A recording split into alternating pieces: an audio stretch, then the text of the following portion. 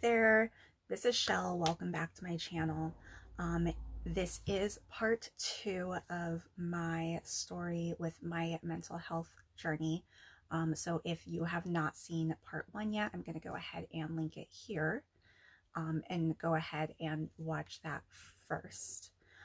For those of you who are joining me from part 1, welcome back and thank you for continuing to listen to me ramble on. I don't know how interesting of a storyteller I am, and I know I can get a bit rambly, so thank you for sticking around.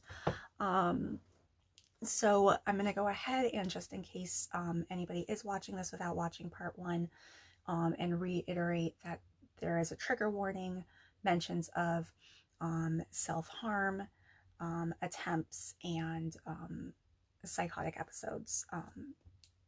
So if those are things that may trigger you, please take care of yourself, and this may not be the best video for you.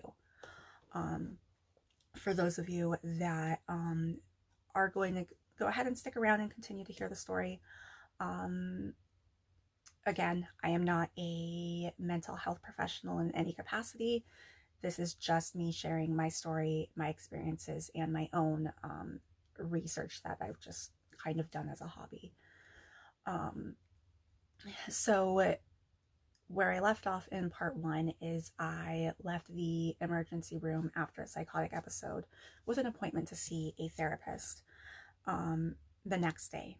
So this would turn out to be a very interesting few months, and even now I can't believe that it was only a few months that this took place, because it feels like it was so much longer. So I went to see the therapist, and after sharing everything with him, he diagnosed me with bipolar disorder, which I felt was, it was 2 parts. One, I was relieved to have something going on. Like, anybody who has struggled with mental health, I don't know if you've experienced this, but it was definitely very much a relief to have a name for this, and to finally feel like, okay, no, I have an illness. This isn't something, like, I am not flawed as a human being. I actually have an illness that explains all of this. But at the same time, I felt like it just didn't capture everything. I was like, I don't really have those like manic episodes. And again, like I mentioned in the past video, I didn't recognize that the previous week had essentially been a manic episode. And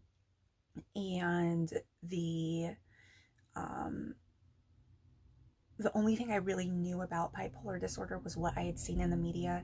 And especially at this time, we were not as in touch with mental health as we are right now. And even now, there's still a long way to go. But back then, we still had so much more that needed to be done. Like, the representation in the media was crap. So the only thing I knew about bipolar disorder was like people who had depression, which, yeah, I knew depression very well. We were very good friends. And then people who had these really like happy, over exaggerative, over excited moods where, you know, they would spend all of this money and they would, you know, be provocative and over sexualized and, you know, just like super happy and have all this energy and not sleep. And my whole thing was like, well, I don't sleep, but like I don't sleep and I'm depressed, not I don't sleep and I am super happy all the time. And not only that, like, I did not have money. Like, I do not come from a very well-off background.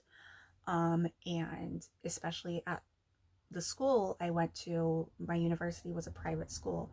A lot of the people there were more well off than I was. I was there on a mixture of scholarships, grants, and student loans. which, goddamn you, student loans. If I knew now what I knew then, I'd have gone to community school. But the fact of the matter is I just did not have money to be spending like that, and I didn't know the first thing about credit cards, so I didn't really have those. I mean, I definitely spent more than I had, but I didn't spend enough to accrue the kind of debt I associated with bipolar disorder because I just didn't have that kind of capital. And I felt like I didn't really fit a lot of these. Like, yeah, I did like a lot of the partying, especially the semester that I spent in Japan. I was doing a lot of drinking, a lot of partying. I know now, I didn't realize it then, that I was a binge drinker. I really hope my parents don't find this video now that I think about it. But essentially, like, I mean, I would drink till I blacked out. Um, and but that didn't occur to me as being a problem. To me, alcoholism was you needed to have a drink, and I didn't drink every day, so there was no way that I had an alcohol problem. And I didn't do hard drugs. Like, I smoked every now and then, but I didn't do like any kind of major drugs. So I was like, I'll agree with you, like the depression, sure, but I just didn't really understand the bipolar. It would take a little bit for me to really be like, okay, now I see it. And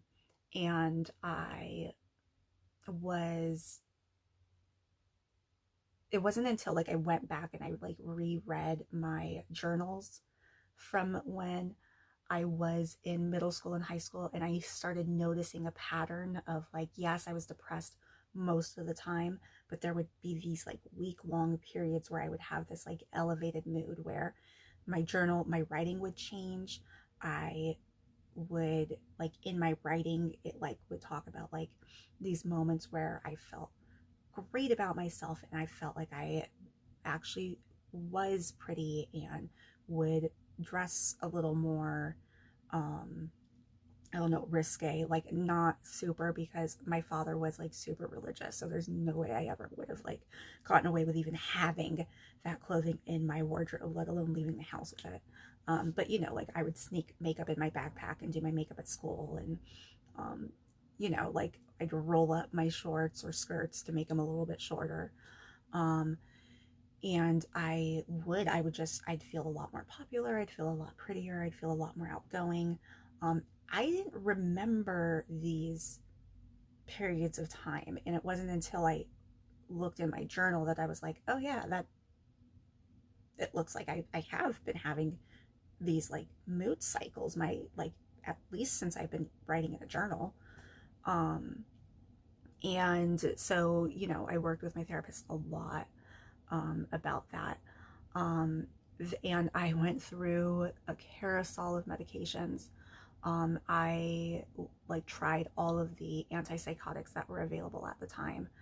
Um, and at the time, my therapist was like, well, you know, are, um, they're labeled as antipsychotics, but this is really like kind of the new way that we're treating bipolar disorder now. And I'm like, okay, whatever.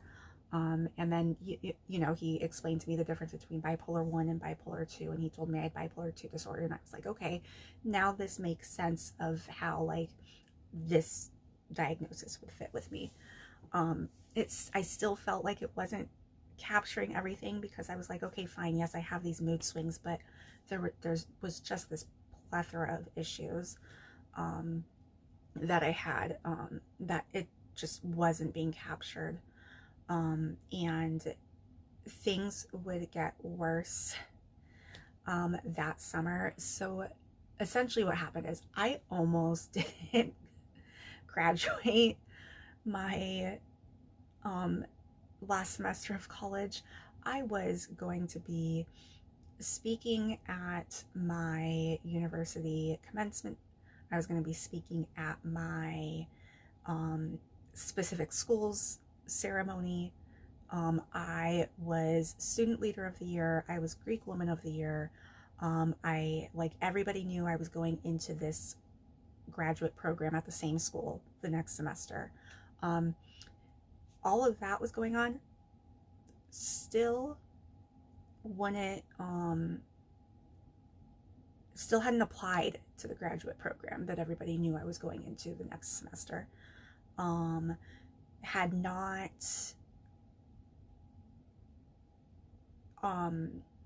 Had barely finished my senior project, to the point where like even I knew it was shit by the time I had to do my presentation, but like at least I freaking got it done. And like had the worst grades like that I've ever had in my entire life that semester. And then went back home for the summer in between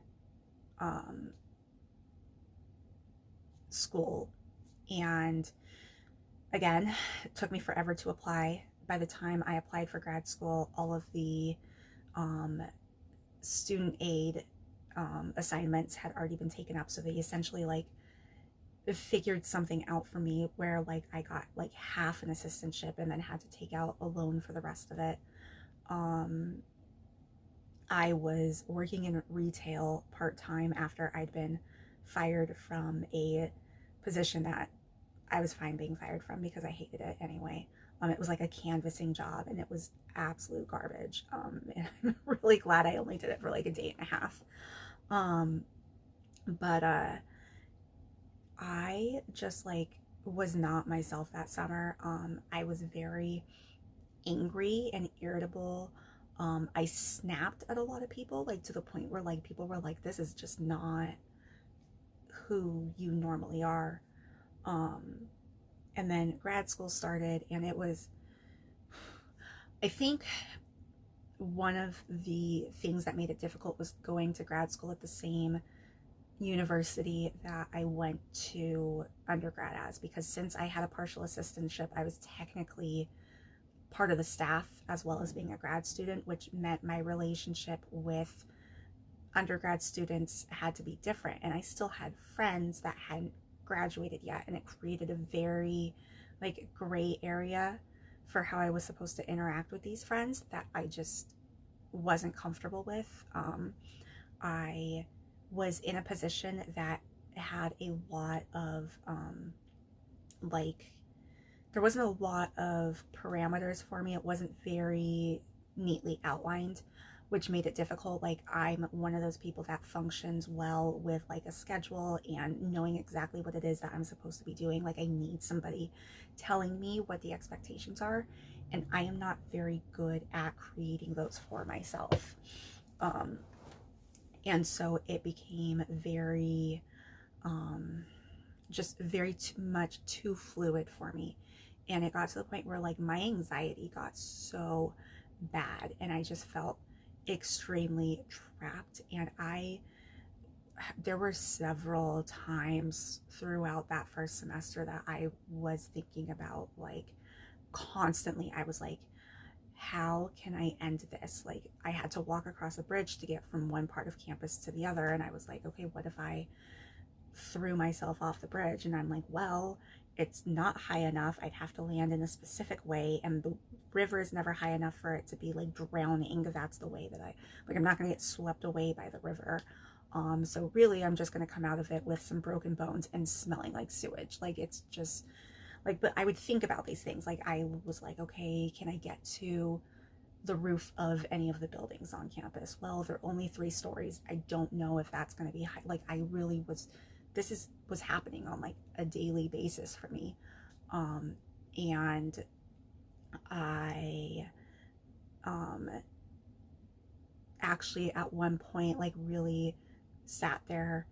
I think either my roommate wasn't home or she was asleep, and I sat out and I was writing a letter. Like, I had a plan and everything, and I was writing a letter. To this day, this friend does not know that he did this. And it was definitely serendipity. But as I was in the middle of this letter, all of a sudden I get a text message from my friend because he was up, he couldn't sleep. He was like, hey, are you awake? I'm like, yeah. He's like, you want to come over and just like watch a movie or something? I was like, sure. I don't know what made me say yes, but I'm glad that I did. And he was like, you want to pick up like McDonald's on the way there? I was like, yeah, that's fine. So I, grabbed McDonald's and went over to his place, and literally we just sat there and watched a movie and talked. And like, he still has no idea that he saved my life that night. And I was like, okay. So like, I was okay for a little bit after that. And another thing that I should mention at this time is like, I was on like one of the antipsychotic / mood stabilizers. I wasn't on an antidepressant at this time, which I think was a huge oversight for my doctors. And I also was starting to battle anorexia. I was not eating and I was starving myself on purpose. This actually had started my previous semester, where people were actually starting to get concerned about my not eating. And there's so much that went into my thought process that led to this, that I will address in a different video, just because that would make this story just way longer than it already is. And I just, don't want to bore you. So I was dealing with that. So there, I mean, it was literally like I wouldn't eat. I like get like very little to eat throughout the day. Like if there was like an event that I had to go to, that food was there, like I would put like the bare minimum on my plate, and then I would just kind of like take a bite out of each item and then like move things around to make it look like I was eating. And people would tell me, they'd be like, like, you are losing so much weight. I had one friend in particular who was really concerned, but the more concern the people showed, the more it just was like, okay, well, if like that means I'm doing something right, like that means I'm reaching my goal. Because like if I was thin enough to cause concern, it meant I was noticeably thin. And I, that was the goal. And so I was dealing with that. I was dealing with depression and anxiety. I was also like, kind of like, and I didn't realize that like, I didn't have a way of describing it until I did it with this therapist, where I would kind of like drop these just like little facts at every appointment. And it was how I tested people. It's how I like knew whether people were going to leave or not, because, it was like, I'm going to share this much with you. And I'm going to see if this is going to be the knowledge that makes you leave, or if this is going to be the information that makes you leave. Like, when is it finally going to be too much and you're going to leave me like everybody else does?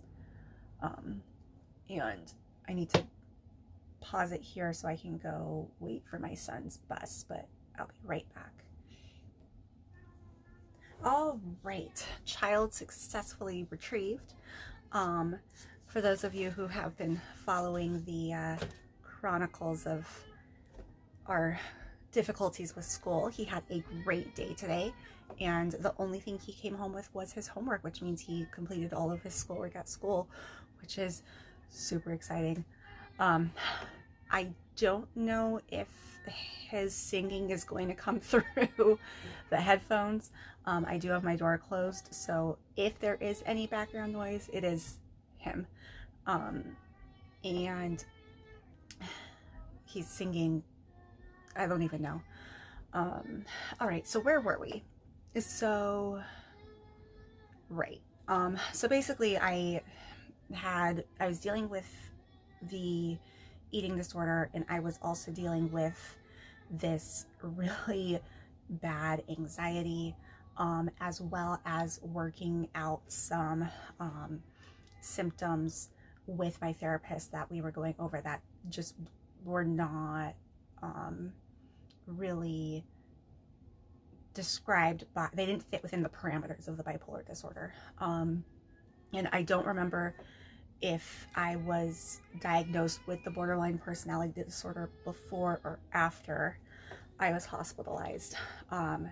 So it was either right before or it was after the fact. And oh, right, I had been testing him. This poor man. He probably was like, why did I get into psychology when he got me as a patient? Because it was like, we would have a session and it would look like I was doing okay, and he'd be like, okay, so we only need to meet like once a month now. And then the very next day I would call and move up the appointment because I was having a crisis. It was constantly like that. Every single time it seemed like I was getting better and he was going to decrease our number of sessions, I would have a crisis.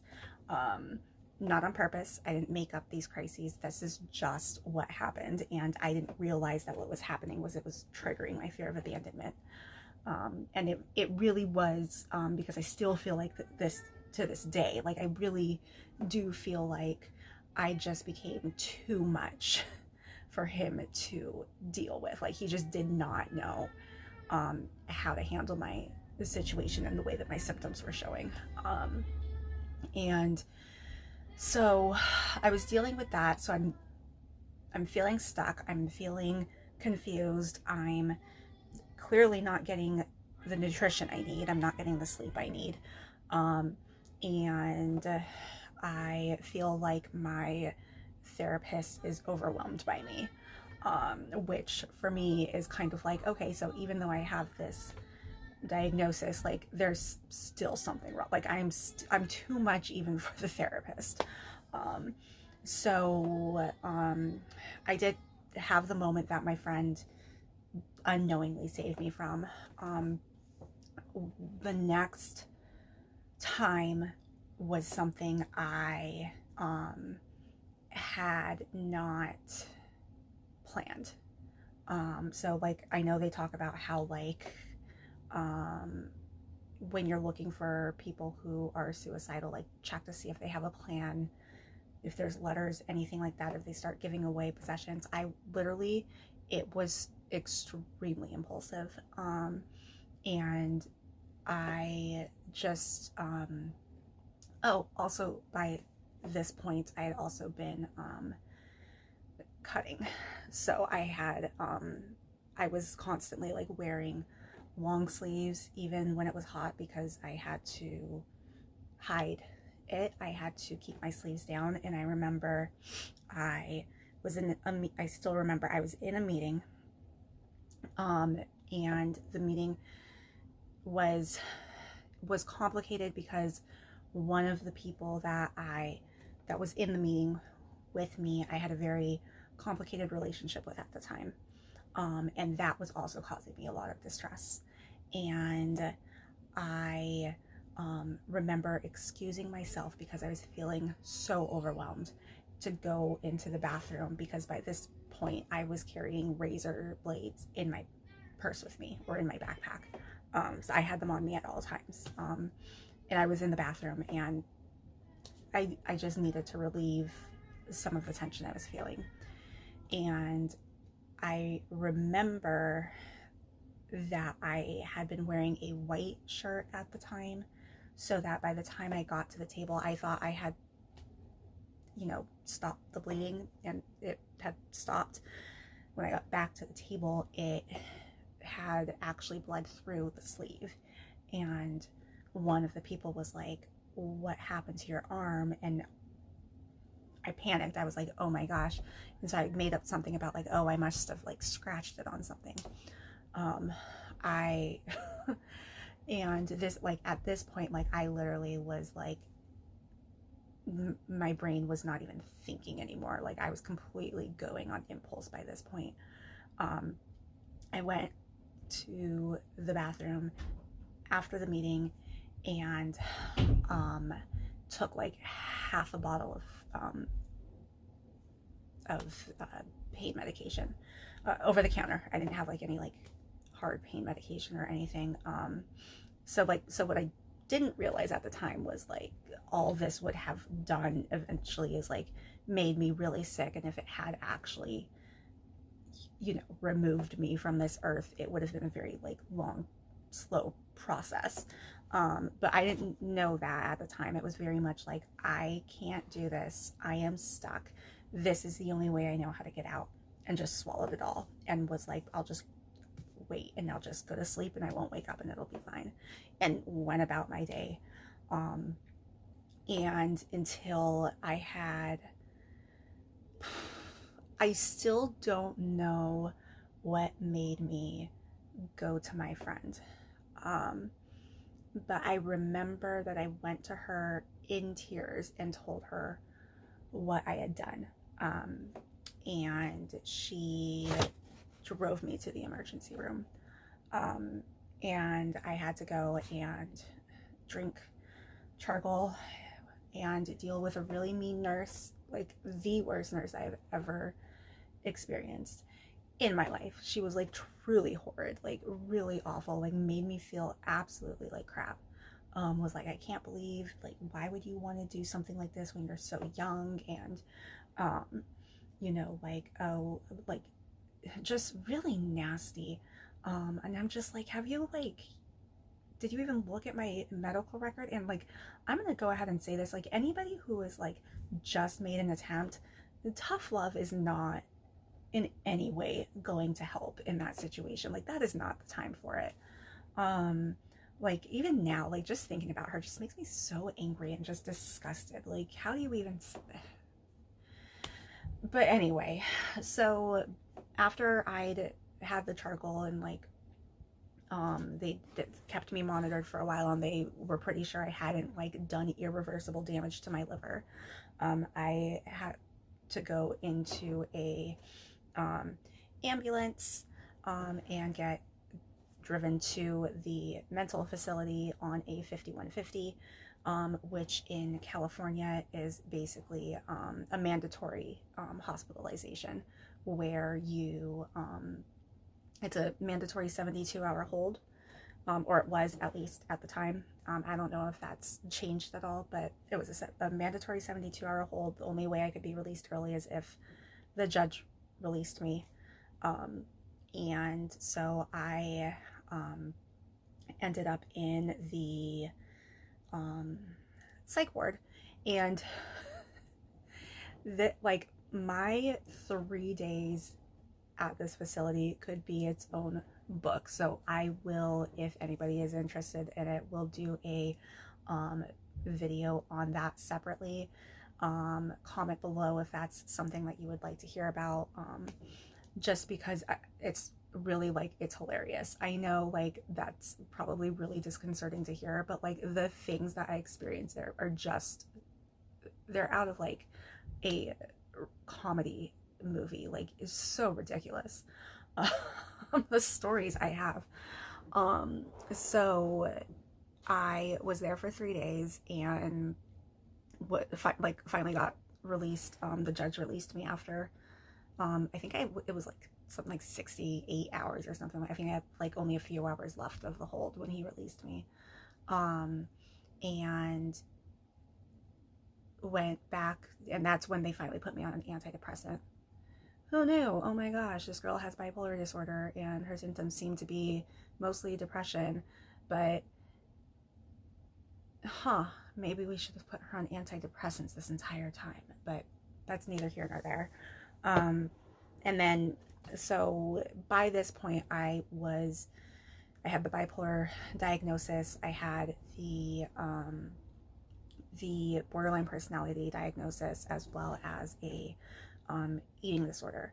The BPD diagnosis would later get changed to a personality disorder, not otherwise specified, which they told me was so that I would not get any kind of problems when it came to like my insurance or anything like that, because there's and I've heard that this is still an issue today as well, which is ridiculous.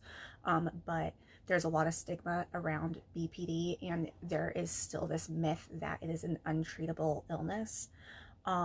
So it can really create a lot of problems for people who have it on their medical record.